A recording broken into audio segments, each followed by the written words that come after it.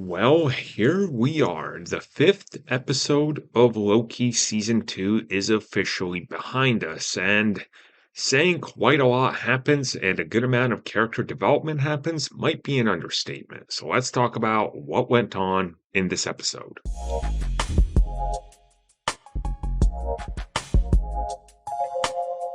So, in this episode, we are picking up right where we left off, as Loki's eyes are literally closed and the explosion engulfs everything in the TVA. And there is one exception here. It's not the end of everything, as we thought.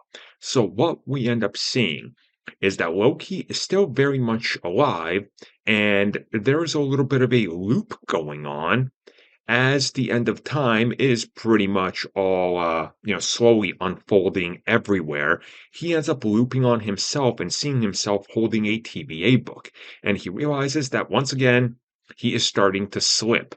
Now this slipping is really good in this case because he ends up going to a bunch of familiar people such as Mobius and Casey, for example, who we see is a person that was ripped out of a breakout of Alcatraz by Kang by the look of it. And what this episode centers around is Loki finding Mobius and the rest and convincing them to join him and OB.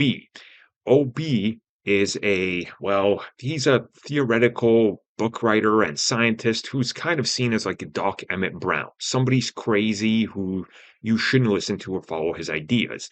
But his ideas work, he just doesn't have the technology to pull it off, which puts us on the path of he's going to build a device that can travel to the TVA, like a personal pad like they have.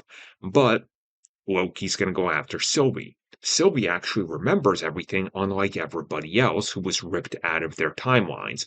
Obviously, Sylvie was not ripped out of her timeline, so her, whole story here is different.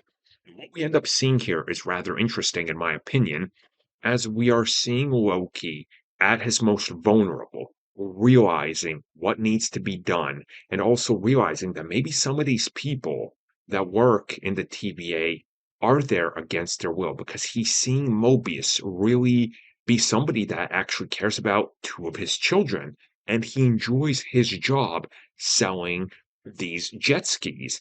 Clearly, he loves the job he's given, and that's a trait that carries over into what was going on with him in the TVA, somebody that loves his job. He's clearly a workaholic.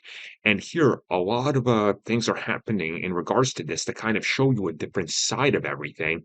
And by the end of the episode, we see that things are going to be rather different in the finale. What is the big threat? Is it still Kang? We don't really know.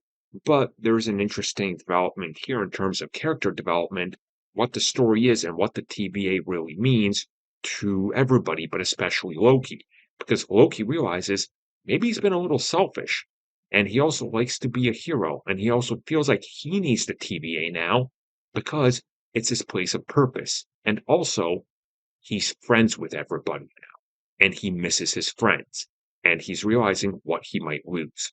Overall, it was a really well put together, character driven episode that I cannot wait to rewatch again once this is all over.